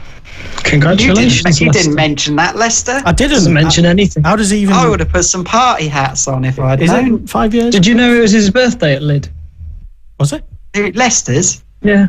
I didn't know that. No. Didn't mention it at all. To be honest, when you get to my age, it's not worth mentioning, to be honest. It's just all misery. But Chris Howells has been back on and said yes, they did look into Rossi Ferrari. This is with F1, and there have been a few tryouts on GP bikes and F1 cars. And talking about the pay rider, I think he's talking about this as well. Don't you mean the Czech rider whose dad owned the Brno circuit? He remembers... Carol Abraham. Mm-hmm. Right. I recognise the name. I didn't know that his dad owns Brno. Yeah. They're not going there this year, are they? I believe. No, they're not. Shame. It's a really, really nice place. Yeah, it's not been back since he's not been in Moto GP. Yeah, Carol Abrahams, he said. And yeah, that's interesting. Yeah, what... He got kicked out the team because Zarco didn't have a ride, and they wanted him obviously a lot more than they wanted Carol Abraham. Oh, but I'm sure he's probably doing something now in some other championship, Czech championship. To Google, let's check it out. All right, so on to Moto 2, because we're just briefly getting through lots of talking points, and well, let's start with Sam Lowes. Yeah, nothing changed. His race didn't quite go to plan, Tristan. No, it didn't. He crashed again. I mean, it looked as if at the beginning of the season he'd fixed that problem and he was different Lowes. I mean, that was the whole story at the beginning of the season, that he was a different rider. And now he's just started crashing again. He's fast. He's really fast. He's just needs to stay on the bike. Yeah, he's fast and he crashes. A lot of the riders were saying they were having front end problems, and obviously they all said that like we're having front end problems and that they had to manage it. But Lowes obviously just kind of said bugger to the front end problems and just rode it until he crashed. Really, that sounds like Lowes, and it's a shame. I can see a little bit why, because he was trying to gain on the leader, but. Obviously, when you only get one race a day, consistency is quite key in Moto 2, and he's not. We thought, like you said, he had fixed the consistency, and if he had stayed on in all the races at the moment, where like if he even was just in the position of where he crashed, he'll probably be leading the championship or still be well in with a chance. But he's thrown away a load of points, or 3 loads of points now: Portugal, France, and Italy now, so it's not. I mean, he's still 4th in the championship. He's like, I think he's around about 50 points away from the leader. Still can happen, but he's you've got to. It's hard, isn't it? Because he's a race winner. He wants to win, but sometimes you just have to say, look, second today. That's all right. Well, but, I mean, we do want Sam to do well, and I mean, nobody here doesn't like Sam. No. We all cheer him on when he's doing well, but with the problems that he seemingly keeps repeating, crashing, does that show a lack of racecraft or race intelligence? I don't know. He's been like that since he's been racing, really. So my dad came over the other day and he mentioned a good point, really. Obviously, it'd be really good to see a Brit win the Moto2 Championship. He's got 1 year. I think this is his last year contract with the Mark VDS team. And my dad said, even if he won the championship, where's he going to go next, really? I don't think he's not going to get another chance in MotoGP. Obviously, you can stay in Moto2, but obviously you want to achieve other things. And the only other thing would be to go at World Superbikes. And to be honest with you, even if he didn't win the Moto2 Championship and say he came third in the championship, I think he'd get the same sort of ride in World Superbikes where if he won it anyway. So maybe why does that have to be the way we look at it all the time? Why does it always have to be where's he going to go next? Why isn't a Moto2 World Championship enough? I mean, it is achievement to win the Moto2 Championship. Yeah. Would you settle on a Moto2 World Championship, Tristan? I'd take home. I'd be more than happy with a Moto2 World Championship. That's the sort of the only thing above it is MotoGP. So it would be incredible. No one can take away a World Championship from you. Yeah, you've got to look at it of how probably Sam is thinking of it. But obviously he's just going out to win every race, and he's only accepting a win. So, but is that the right mindset? I mean, I don't know who is right. Who's coaching him and stuff. And obviously, I'm no coach, and I have no experience or authority. But the best riders who always seem to make it don't do the things that Sam Lowes does, do they? No, the only people you can really think who do what he does is who we were talking about earlier, and that's Marquez. And but he's very talented, and even when he looks like he's going to crash, he seems to be able to save it. Until obviously he went a bit over the limit last season. But yeah, Sam clearly is one of those riders who is literally win or bin. At any stage in the race, as we saw at Portugal, he crashed coming out the first corner. Yeah, well, we hope he finds some stability, let's say. But it's going to be really difficult now because Remy Gardner and Fernandez, they don't look like crashing at the moment, do they? To be honest with you, they look ultra consistent. Jinx.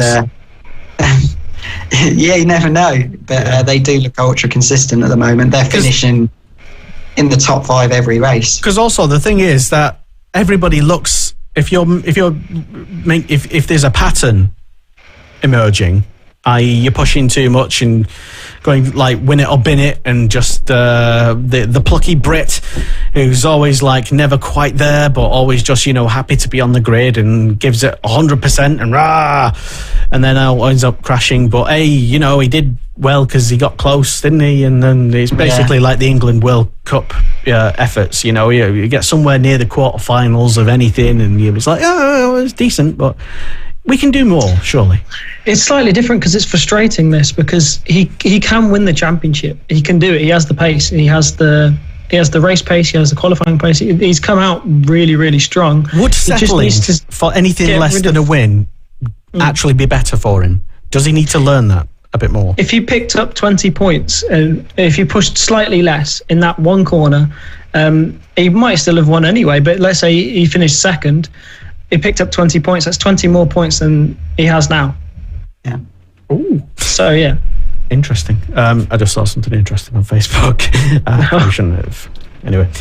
So moving on. We all and listen, if you just tuned in now and just heard us saying slightly negative things about Sam Lowes, you're mistaken. We all like Sam Lowes and we all want him to do really well, and we're all similarly frustrated that sometimes he comes a bit of a cropper. And we all wish him the best for the future.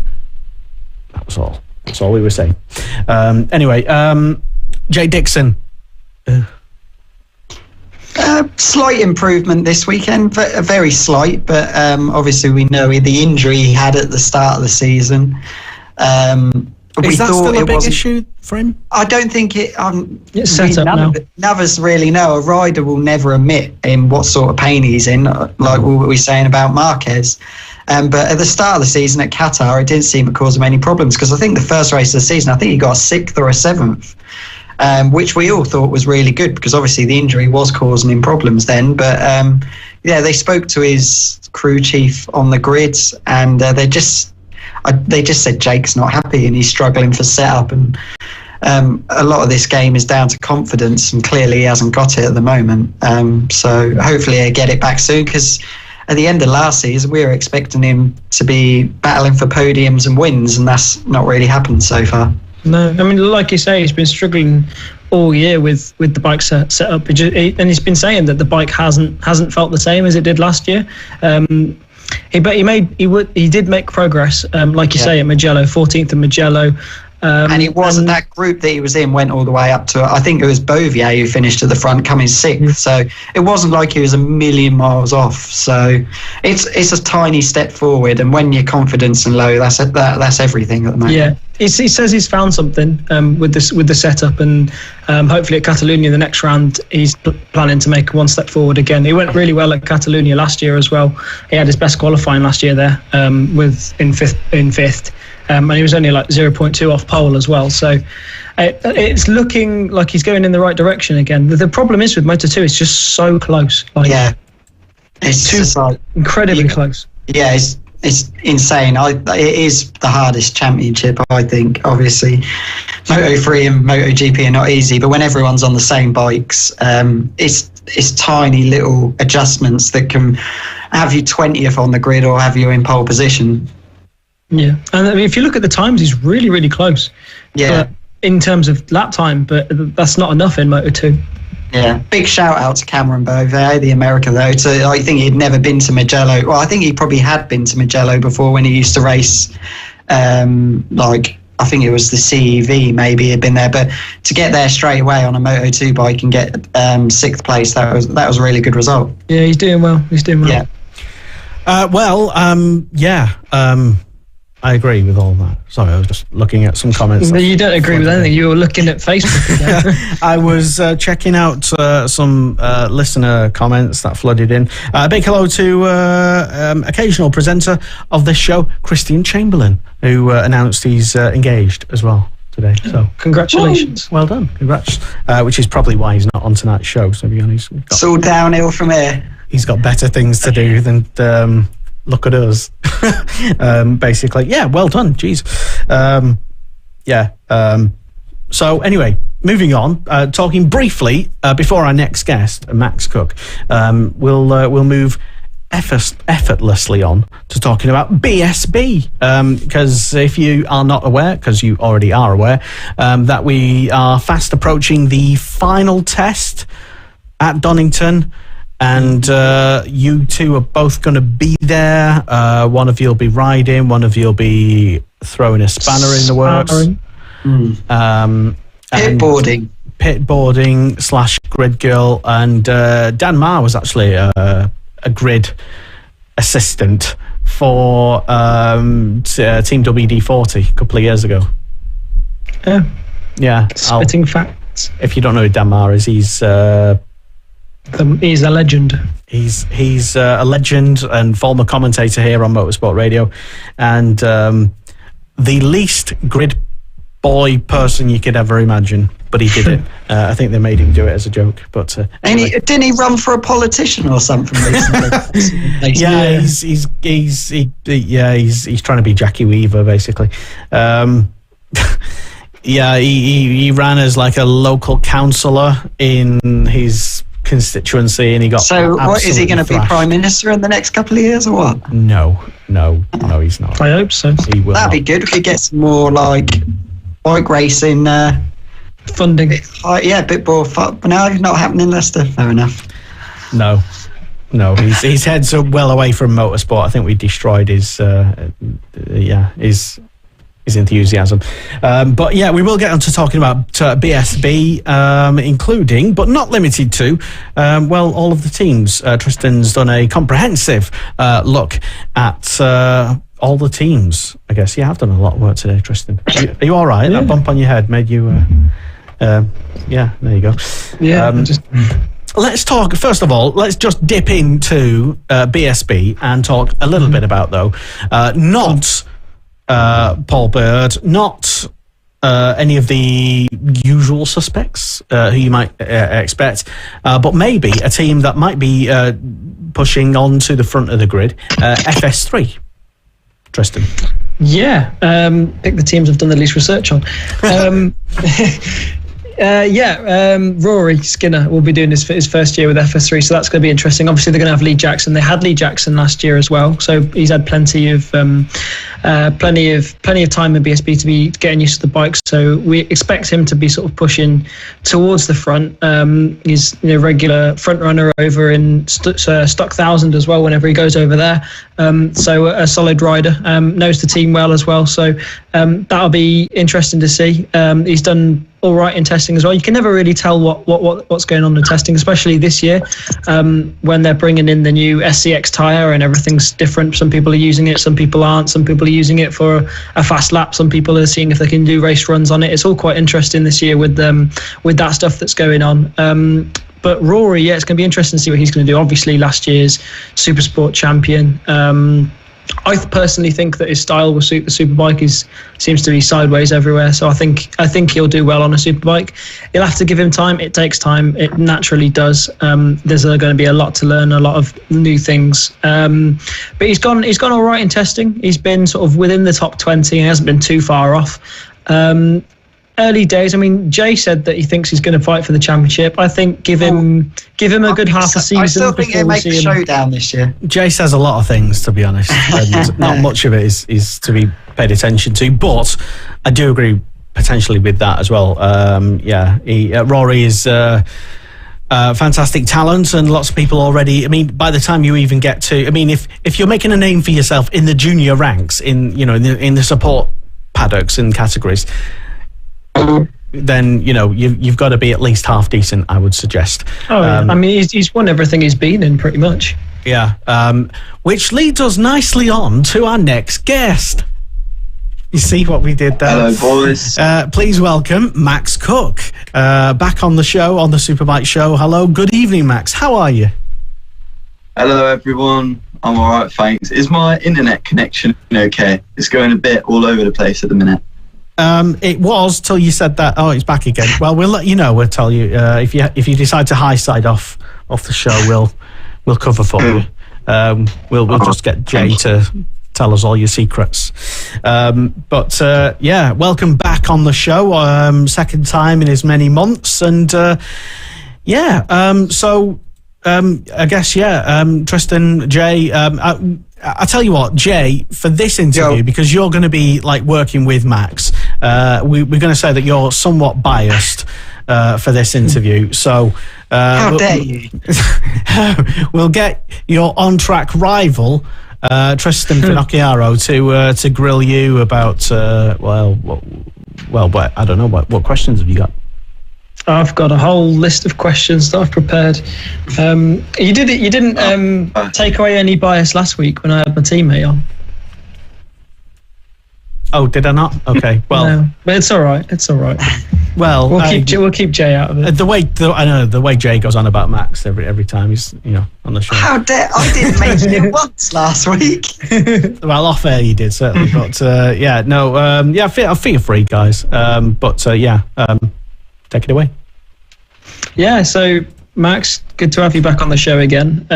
Last time we spoke to you didn't have a ride, if I remember correctly, but it's a bit different now. Yeah, as you can see, I'm wearing a T-shirt here. Repping. FS3. Yeah, FS3 have really saved me here with getting me a ride in the stock 600 class for this year. Aboard the Kawasaki. Which obviously is amazing because, like you said, the last time I spoke to you guys, I didn't have a ride. So for me to be here, I'm really lucky to actually have this opportunity. And obviously I've got Jay as well, who's going to be my mechanic this year. We're all finding our feet at the minute because, you know, it's obviously a massive jump for, you know, both of us having to. We're both learning together. That's what we are. We're learning together. We've been chucked in at the deep end. But so far, I'm loving it. I'm loving the bigger bike. So obviously, I've come from a Moto 3. So the 600 is obviously so much faster. It's bigger as well. But yeah, I'm loving it so far. What's it been like working with Jay since you mentioned him? You can be honest, don't worry, Max. Nah, Jay's been great. Honestly, I've never said a bad word about Jay. I put a post up on Facebook when I actually got the ride, and I was with my dad at the time, and he was like, "I think Jay's gonna be perfect for this." Like, this was even before Jay had even commented, and literally 5 minutes later, I just see on my phone, "Oh, Jay's commented on your post." I was like, "Oh, perfect." So I said yes straight away, and like you said, we've been learning together, haven't we, Jay? Yeah. Obviously, I do a bit of bike mechanic work at the shop, but that's working on, like, obviously dirty customers' bikes that ride around in all weathers. So to be able to work on a bike that is like nicely put together and things like that, it's actually so much easier than working on the bikes at work. So yeah, it's been a pleasure to work on with it so far. And at the moment, we haven't had too many problems, so it's been reasonably simple at the moment, but we're kind of still getting all the bits together that we need. But we should pretty much be all there at Donington, shouldn't we, Max? Yeah, for sure. The last thing I bought was a rubber mallet hammering was it rocket thing. And I think we're all there now because I don't know if you know, you guys, I've been from a team. I've always raced in a team, so to actually be in a position where I've got to buy all my own tools and all that sort of stuff now is pretty crazy. So I think we're there. The past two official tests have been pretty hard work, but it's only going to get easier now. So I think we're coming out the other side and we can enjoy this next one. It's been branded as an FS3 ride. How much sort of involvement is there from them then, seeing as you guys are sort of sorting pretty much most of it yourself? Nigel FS3 has sponsored me for the past 5 years, and without him there's no way that I'd be racing at all. Nigel has a huge involvement in my ride. However, he doesn't want me to be lazy, me and my family to be lazy and just, you know, expect, you know, us not to put any work in. So me, my dad, all my family, Jay, are working, you know, so hard, obviously, to race and to prove to Nigel that, you know, I want to be a motorcycle racer. So we're just putting everything that we can into it, and, you know, prove to Nigel and my other sponsors, Neil as well. He's been such a massive help this year. So yeah, that's what we're doing. It's almost like a test, but, you know, I'm just trying to prove to Nigel that we're not taking his help for granted. So it's almost like there's a path laid out for you up to the Superbike class. I think that's really what I'm working towards. Obviously, I'd love to be in, you know, Grand Prix, but I think to work towards a Superbike ride with, you know, in Kawasaki FS3, that I would be so happy with that, to almost follow the footsteps, you know, like Rory Skinner. And I think Nigel will really like that, and I think he'll be proud as well because he's helped me out for the past 5 years. I mean, when we spoke to you last, you were trying to stay over in the Junior World Championship. What made you come to BSB essentially? I think in the position I was at, I either needed 100,000 euros to just race, you know, just to race over in Spain. And obviously, you know, me and my family, we don't have 100,000 euros. So the only option was to, you know, come to Britain and to find a ride. But one thing that I didn't realise was that no one sort of, it's not like keeping in contact, but no one sort of remembered me for who I was 3 years ago. Because obviously I was racing in Britain, you know. Me and Tristan spoke about this. Me and Tristan spoke about this last week, and we've kind of spoke about it before, Max. Like you, when you go over to Spain, and like Scott Ogden, who's over there at the moment, your name kind of gets, I wouldn't say forgotten about, but you just go quiet, don't you? And it's not like that you're not good riders anymore. It's just like your name's just not knocked about in the BSB paddock like it would be, obviously, if you were there. I mean, I watched the Red Bull Rookies race this weekend, and Scott was in the front group all the way. So he's obviously a quality rider, but you kind of get forgotten about in the BSB paddock. Exactly, and me being me, just living that lifestyle, that crazy life, I didn't realise that I had almost been, forgotten about. I honestly didn't know, so I thought I'd come back to England, and everyone sort of knew who I was, and I'd managed to find contacts to, I guess, get a ride and get a bit more help, but it wasn't as easy as I thought. So that's why I'm so lucky to have this ride in Stock 6 with FS3 getting me a bike and getting me as much help as I need. For my only stress is really to get to the track, put fuel in the bike, and to put tyres on it. That's my only stresses, really. Yeah. Do you find it easier, because it's something I found as well, and I've mentioned it a couple of times on the show. I did one season out in the World Supersport 300 class, and when I came back to racing in UK and racing in BSB, the one thing I found was finding sponsorship and finding money to race for the season was actually a lot easier racing in the UK. Are you finding the same thing? In normal circumstances, yeah. Previously when I was in British Championship, it was quite easy. I wouldn't say easy, but it was there. Sponsorship was quite common, I guess you could say. I could email, or my dad was really good. He used to work, for marketing at big companies, so he was really good at emails, and he used to get all the sponsorship in, and obviously with COVID and things like that, not many companies want to, I guess, invest their money into like new riders or new athletes. Yeah, they'd stay loyal to their existing partners, I guess, but to spend money on someone new is quite a big risk, I think. So right as of now, I'm actually quite struggling to find new sponsors anyway. It's not just me either, it's actually even my existing sponsors now are trying to network through their group of people and sending emails to them, and just no one's interested at this moment in time. So I'm really hoping that when the first few rounds get underway, then hopefully I can have a decent set of results underneath me to go to people and start again.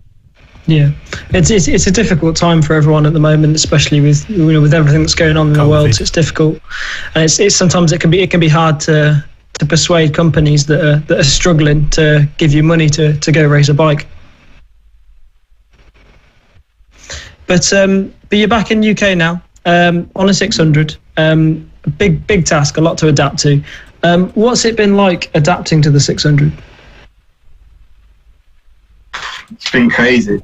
It is honestly been the biggest jump in my career so far, and that's straight. Even from when I was at Fab on a Metro kit to the big tracks on a Super Team 125, that was nowhere near as big as this. What I'm finding, I think it's just because it's just one huge jump. Like, not only is it the bike that's different, it's also the tracks as well, which I'm having to learn all over again. And I think it's such a different style of riding over in England, where you can't make a mistake.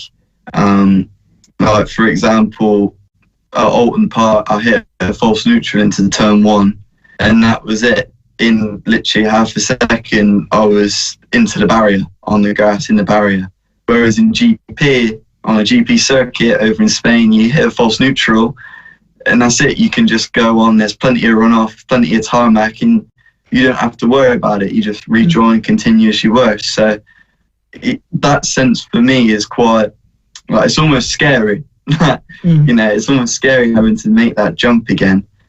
But it's something I just have to learn, you know, as well as the bike. But overall, I have some good feelings with the bike. I like the power. I like the size. I was getting a bit big for the Moto 3, so I'm enjoying it quite a bit, but it's definitely a lot to learn. Yeah, for sure. I mean, there's a lot of new things, a lot of changes. But I mean, how is it? How do you feel it's gone so far? Do you think you've been adapting well to it? Yeah, I think so. I think I've been doing pretty well with what I've got so far. Obviously, even off the track, me and Jay are running around because we, you know, there's some things which we haven't got. We haven't quite got our routine like nailed yet with everything because, you know, we're on a bit of few, you know, we're just learning, I guess, haven't we, Jay? Yeah. At the moment. And I think where we haven't quite got that system lined out just yet, you know, with just a few things. Obviously, I'm running in the MSS, you know, awning. I'm not actually in the FS3 garage. So it's all about meeting new people and all this like other relationship stuff, which we haven't worked out. But I think overall, I think has been pretty good, you know, for what we've got. The improvement from Snetterton to Alton Park was massive. The stress went a lot down, and even at Snetterton, where we did 12 laps, didn't we? And which wasn't a lot over 2 days, but it felt we were rushing about so much, and we weren't really doing anything, if that makes any sense. But Alton Park was a lot better, and I think Donington's going to be even better. Hopefully, we'll just get three really good sessions where we can you can just concentrate on riding the bike and getting quicker. So that's it. I think we've got there, to be fair. We're definitely just learning each time, you know, like you said. Yeah. And I think we can get a bit more guidance, you know, throughout, you know, the next couple of rounds, a couple of times, we'll finally get it nailed where we just won't have to stress about anything. No. You know what I mean? So me and your dad seem to have a good partnership already. We don't even need to speak to each other when we're working on the bike. We seem to know what we're doing straight away without even speaking. So me and your dad seem to have a good relationship. And going back to you having to learn the tracks, I did like the message you sent me after your Cadwell track day the other day where you said, who the hell shrunk the track? Because I'm guessing you can't remember how narrow that Cadwell is. I rocked up for a track day last week to Cadwell. I hadn't been there for 3 years, and I was like, "Oh my god, who shrunk the track?" I couldn't believe how narrow it was. Yeah. Could not believe it. And when I was riding it, didn't feel too bad. But obviously, I'm on a bike that's double the power now compared to what I was used to when I last rode there. There's no curbs. There's no curbs anymore, or there's no green concrete and there's no black concrete. It's black. It's tarmac and grass. That's it now. Yeah. I'm assuming you rode Portimao. Yeah. You rode Portimao, didn't you? You had the lap record round there. You still got it, Max, or not? Yeah, I've still got the lap record for Junior World Championship at Portimao, and I need to say that as much as I can because it's recently been resurfaced since the last time I went there, so it's going to get beat the next time they all go there. The pit lane at Portimao is actually wider than the track at Cadwell. It's mad. The first time I went to Portimao, I was like, this is actually bigger than the actual track. It's brilliant though. But it does take some adapting to. I mean, a lot of people have said it's almost like a different sport. Might as well be, actually, yeah. But I mean, we've been speaking a little bit about MotoGP on the show. Have you been following it at all? every weekend, yeah. One thing we were talking about a bit earlier was Marquez, and we were sort of talking about whether we think his career's over or not. What's your take on that with his injury? No, absolutely not. I think Marquez he's a racer, he's a champion.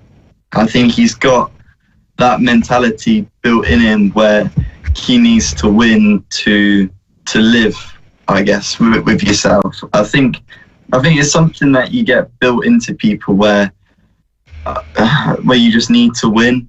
And I think Marquez, Mark's going to be waking up every day trying to make himself better so that he can finally win. I think he's been off the bike for how long? 9 months, and obviously that's a long time compared to everyone else who's done half a season of Moto Gp Championship plus all the winter testing, all the winter laps, just all that stuff.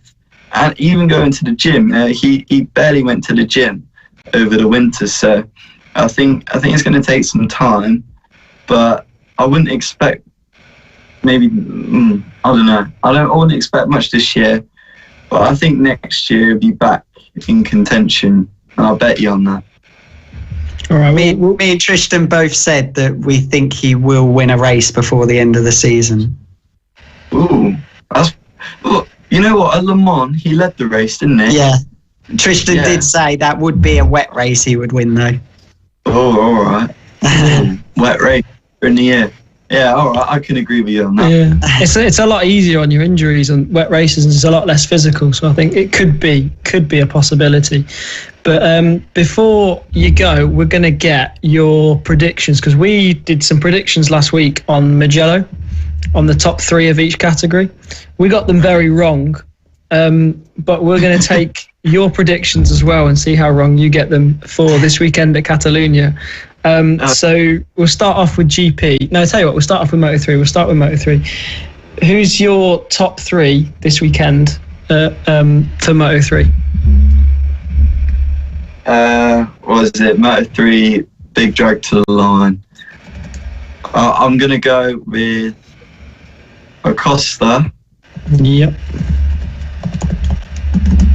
I'm just writing these down. I think McPhee will get second. Back to form. Interesting one. Because I think he's just hungry, isn't he? He's not had a really result yet. He needs it. He does. He'll be in third place will go next year, I think John. I'll message him, see if he fancies it. And I think I'm going to chuck in a wild one. I think Philip Salat for third. Is that just because you know him? No. Oh, okay. He got that podium, didn't he? Oh, yeah, he did, yeah. Philip Salat. Dude, I wish you'd tell me these questions were in this interview, because I would have looked at the other year to see who went well. Oh, that's how dare you? I messaged you before you came on that we were asking you this. Moto2 then. 1, 2, 3 in Moto2. Moto2, Ralph Fernandez for the win. Alright. It's a fair bet. I'm trying to think of... I don't know who will get second. I'm just trying to think of Spanish guys, really. It can be English guys as well, There can be the one English guy, yeah. There's only one place that Sam Lowe's is going to land up in that race, and I won't mention. No, not last. You're going to have to mention it a bit later, because we've still got our predictions to do. Oh. Don't be upset, Jay. I don't know what. So we've got Lowe's, Gardner. I don't think Gardner will do very good because he's just signed for GP. Yeah. I don't think that he'll be there anymore. I guess that'll go. Yeah, I'll say Vieja for second because he hasn't had a good result this year. I'm just chucking wild ones in. Yeah, you are. no one's going for him. You might as well. You might win something. You won't. And third, I'm going to say Agora, because he's the rookie, the underrated rookie who's not getting any credit because Ralph Fernandez is getting it all. Arbolino as well is another underrated rookie. Yeah. All right, we'll go with that. Definitely. Are there any overrated rookies? Wild one. I mean, there's a lot of talented people, but in GP and 2 and 3. In Moto 2 or any class? Well, just we always talk like about underrated.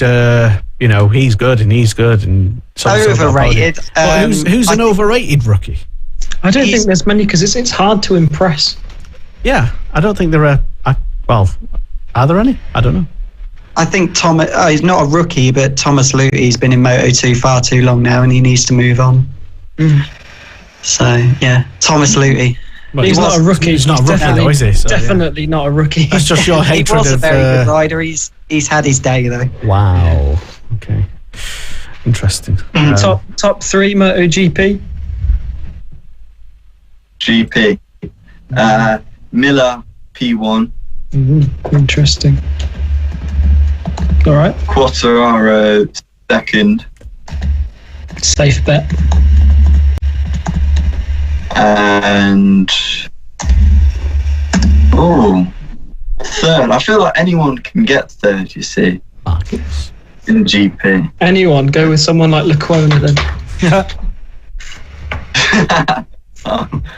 He might do. You're good. You never know. Petrucci. Yeah, I know. I don't think he likes that KTM. No. He wants an upgrade from what I've heard. Really? Yeah, they had an upgrade in Mugello, the factory boys did. But the Tech 3 didn't get it, so I think he wants it. All excuses, isn't it? Yeah.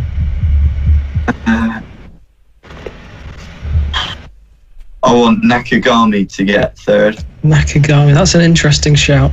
So we've got a Ducati, a Yamaha, and a Honda. Yeah. Covering your bases. Yeah, I want Nakas to get P3. All right. Well, we'll on next week's show we'll announce how right or wrong you are. So unless anyone else has got anything to ask, did we get your predictions, Max, for who's going to win the stock 600 or the junior super stock? You can't ask him that. No comment, Esther. No comment, Esther. Well, I'm always asking Preston every week, and he's always he's said about 5 people so far.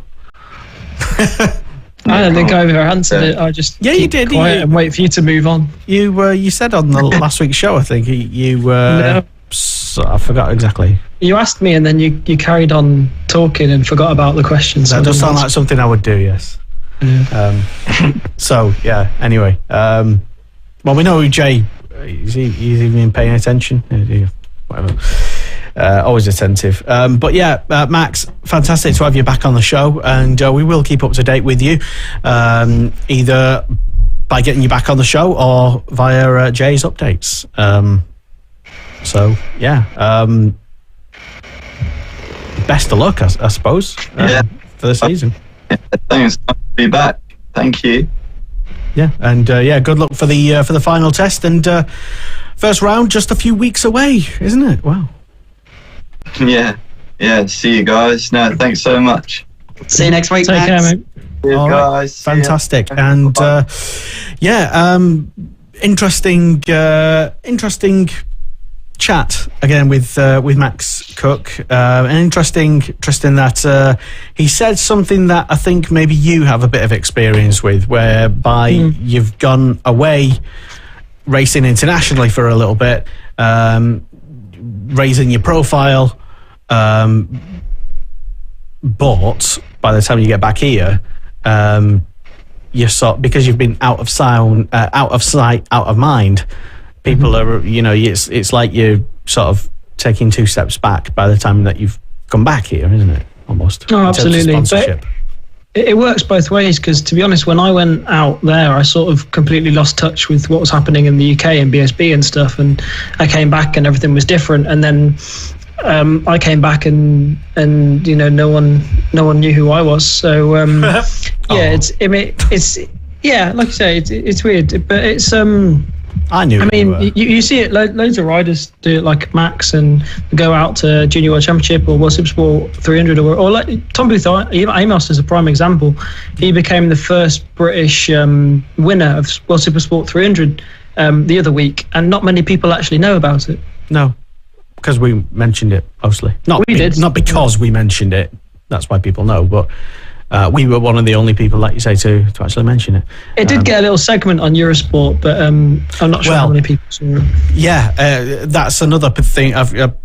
Comments been flooding in about Eurosport's coverage of World Superbikes the weekend. Now, I wasn't paying attention because I was doing my own little live stream, so I don't know what was and what wasn't live streamed, but concerns, and we have addressed this previously regarding Eurosport, concerns about how well they might cover BSB, given what they apparently did at the weekend with World Superbikes. And, well, we talked about it last week on the show that Eurosport are going to...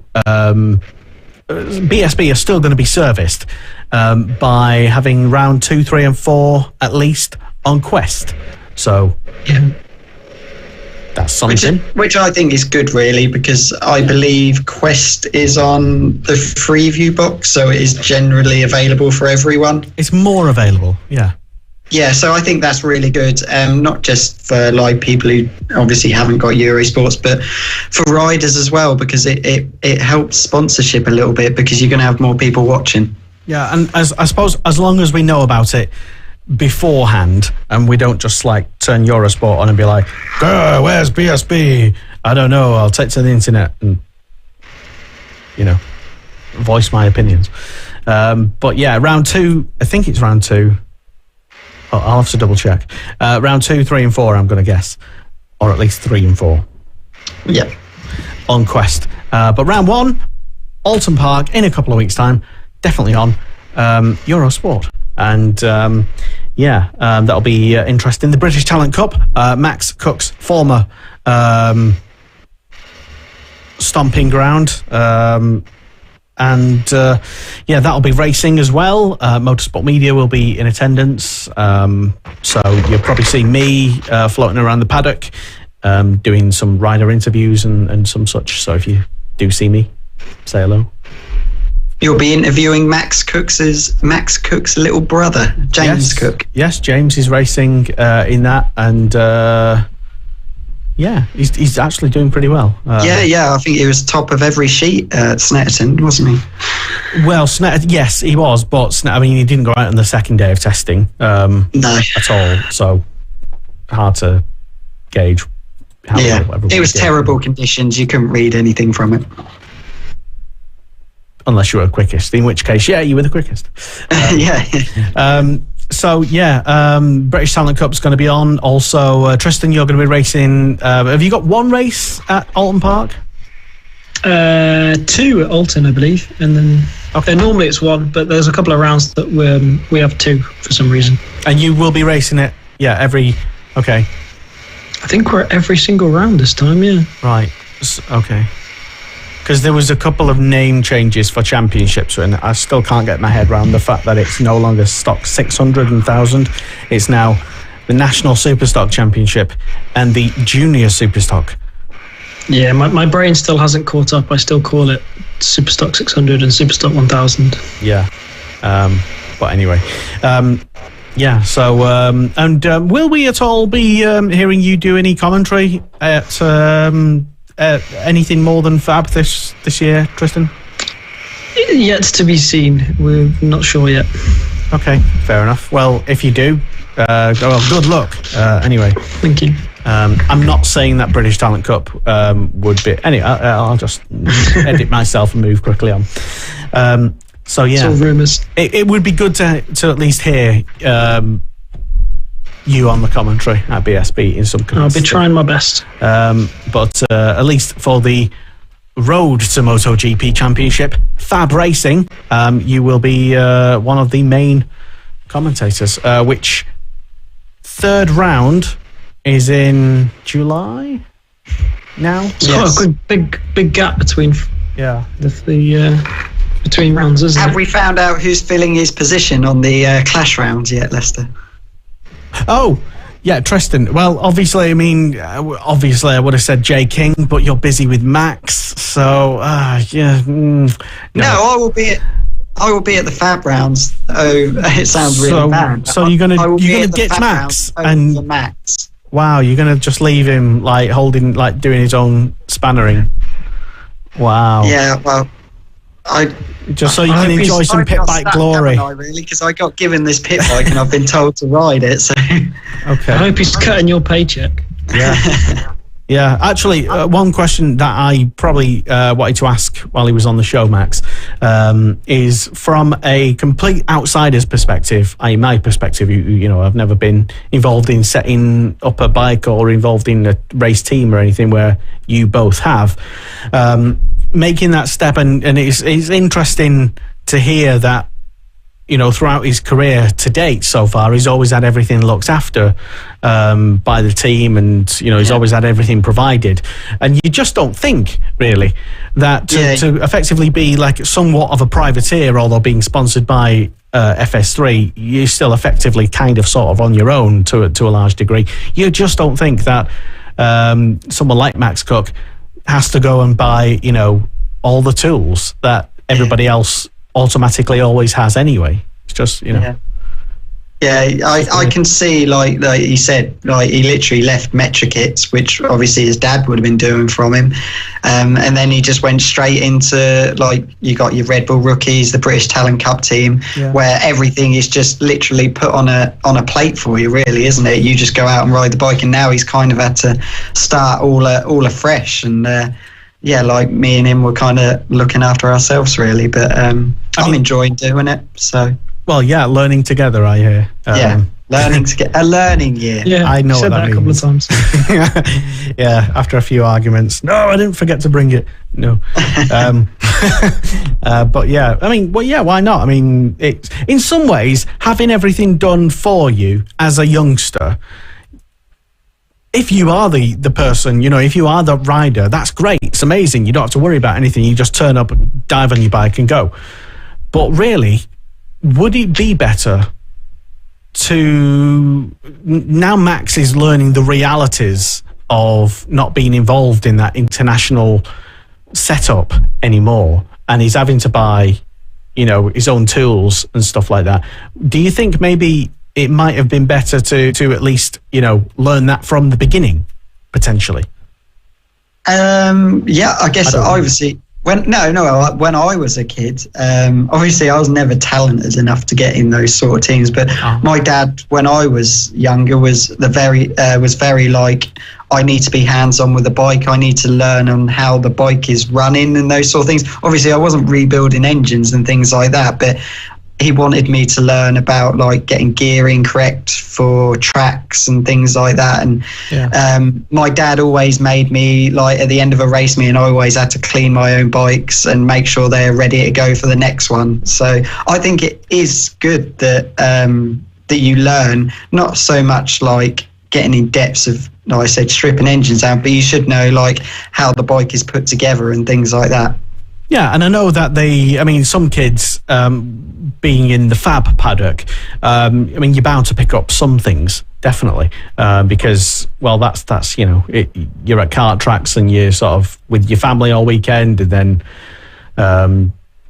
even I've picked some technical stuff up just being in the Fab paddock for a few years, and that's just by, like, walking past people's tents and be like, oh, what are you doing there? Oh, I'm stripping a thing, and then there's a sprocket fell off, and it's a yada yada. I'm not very. Well, you technical. can replace Jay when Jay's not at Max's side at the BSB rounds. Then maybe that would go horrendously badly. Stick with the media, Lester. Let's stick with what we all know. I'll press buttons on the internet, and Jay can do some spannering, and Tristan can talk a big game. Yeah, just basically. Anyway, so shall we just finish off the predictions for this weekend, or? Yeah, I'm ready with my Moto 3, Moto 2, and Moto GP. Go on then. Go on, Jay, whack them out and I'll write them in. Okay then, right. So we're going Spanish. So I'm going to go third place in Moto 3 is going to be. Oh, I'm going to try and pronounce his name right. Please do. Is it? I can't say it. Why have you picked this rider? Grassi is his second name. He rides for the Gas team. He won at Le Mans. Sergio Agresti. I can't say it. Oh, Garcia, that's it. Grassi? Sergio Garcia. I was really startled. I had no idea who you were on about for a second. Gas rider, won at Le Mans. Okay, Garcia. Third. I want him to win because I like Darren Binder. So he owes me a £5. I put a £5 on him at the start of the season, and he came second instead of winning. So who's second? Come on, J King. I'll go Acosta for second. Oh, you're twinning with. I'm going to go with Darren Binder for the win. Binder for the. Oh, we've got fairly similar-ish, sort of a little bit. I just want that. He's been a bit unlucky, Darren Binder, lately, so I just want him to get a win. Go on, Moto 2. Moto 2.